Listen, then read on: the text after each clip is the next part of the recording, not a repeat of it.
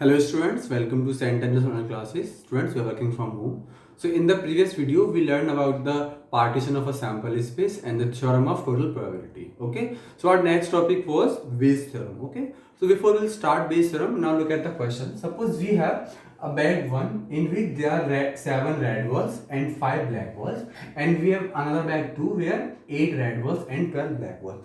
If I ask you what is the probability of drawing a red ball from bag 1, drawing a red ball from bag 1, that would be equal to what? 7 upon 12.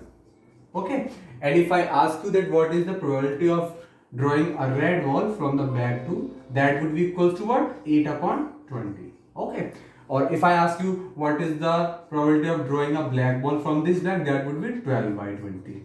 Same here, the probability of drawing a black ball, that would be equal to 5 by 12. But if I ask you that out of these two bags,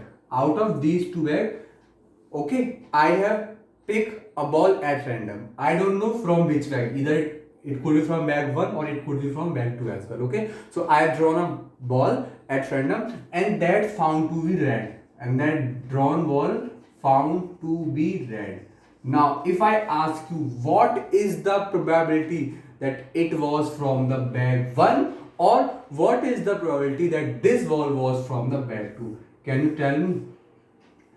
Whatever concepts we have studied till now, we cannot answer that, because what we have learned till now, we have given a bag or a classroom or a committee or a pool of people from which we have to pick something, we have to choose something, and of that we are finding the probability. But here thing is different. We have drawn something, and what is that thing that is known to us, that drawn ball is red, but from where it was drawn, that we have to ask, that has been asked. So such cases where we have to find the reverse probability, something has drawn which is known to us, then what was the source, when we have to go to in the reverse.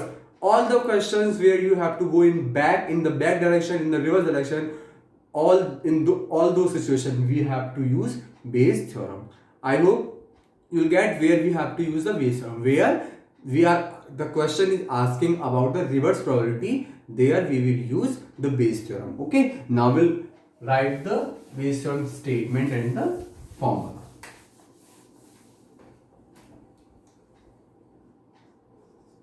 Some people say Bayes theorem, some says Bayes theorem, or some says Bayes theorem. So now it's all up to how would you pronounce it. Okay.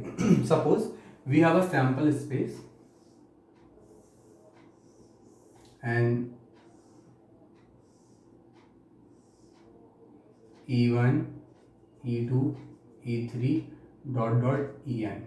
So these are the n partition of the sample space, and there is a task, there is an event which is associated with all the partitions. This is event A, which is associated with all the partitions. Okay, and this event A has happened. Then we have to find that event A was happened due to the partition E1, due to the partition E2, or due to the partition E3, or due to the partition En. In such cases we have to use Bayes theorem. So the formula for, suppose if I have to find that event A has happened, and it was from the partition E1, then formula would be, what is the basic formula probability? Favorable outcome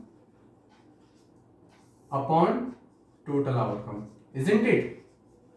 Okay, so what is my favorite? I have to find that event A has done, but it was from partition E1. So for that, my favorite partition is E1. So I will choose partition E1. Then what is the probability of occurrence of A in the partition E1, and upon total outcome?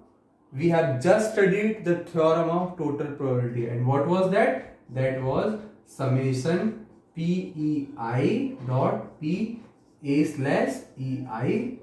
where I equals to 1 to n. Okay,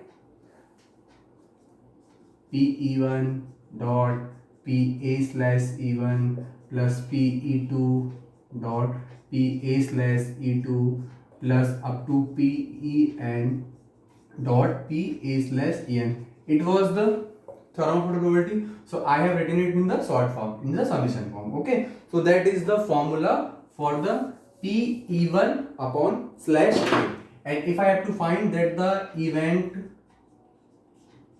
if A has happened and it was due to the partition E2, then the formula would be Pe2 dot Pa slash E2 upon summation I equals to 1 to n Pei dot Pa slash Ei. It's very easy formula, nothing special in it. If you have remembered the formula for the total probability, you can easily learn the formula for Bayes term. You need not to memorize it. Okay. So now we will solve a question on the basis of that. So we'll take a very simple question. Suppose I have bag 1 and bag 2. Okay. So in bag 1, I have 7 red balls and 5 black balls, and in bag 2 I have 5 red balls and 8 black balls. Okay. Now the question is, we have drawn a ball at random either of the bags. Okay.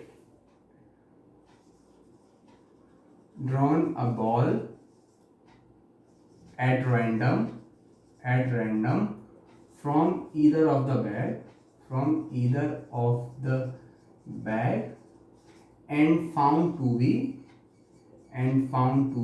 red. Okay. Now question is, what is the probability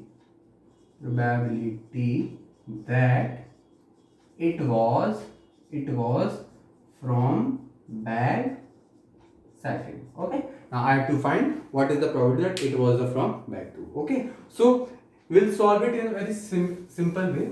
These questions are very easy. First of all, you have to detect that on which concept this question based on. Okay. So here, we have drawn a ball at random and the ball is found to be red. Event has happened. Whenever in a question event has happened and we have to ask where it was from, you just get a clue that it is the question based on the Bayes term. Okay. So now let E1 is the event, choosing or picking bag first. E2 is the event, choosing bag second. And what event has happened, we did by A generally. Okay. This is not standard form, but I used to represent by A. Okay. That event has happened. So what event has happened? That drawn ball is red. Drawn ball is red. Okay. So now what will be the Pe1, and what we have asked? We have asked that if the drawn ball is red, then what is the probability that it was from bag 2? And bag 2 event is E2. So we have to find Pe2 slash A. And what would be the formula for that? The formula for that would be Pe2 dot Pa slash E2 upon Pe1 dot Pa slash E1 plus Pe2 dot Pa slash E2. Okay, students. Now we'll have to find Pe2, Pe1, Pay E2 and Pay E1. Now find. First of all, we have 2 bags. Choosing bag 1 Pe1 2 bags, that would be 1 upon 2. Similarly, Pe2 would also equals to 1 upon 2 because we have 2 bags. So choosing a bag would be equals to 1 by 2. Okay, now Pa slash E1. It means what? When we have bag 1, then what is the probability of getting a red ball? Because event A is the red ball. So out of bag 1, what is the probability of getting a red ball? That will be equals to 7 by 12. 7 by 12. Now Pa slash E2. It means what? When we have bag 2, then what is the probability of getting a red ball? So out of bag 2 we have, so the probability would be 5 by 13. So we have all the values. Now find, so hence Pe2 slash A would be equals to Pe2 1 by 2, Pa by E2 5 by 13 upon Pe by E1 1 by 2, Pa slash E1 that is 7 by 12 plus 1 by 2 into 5 by 13. That is the term which you can easily find. So that whatever you'll get as an answer, that would be the probability that the drawn red ball would be from the bag 2. In similar way, you can find that it was from bag 1. For that, you have to find P E1/A. Okay, so I hope it's clear. Now we'll exercise the exercise 13.3, start exercise 13.3. So please pause the video and note it down.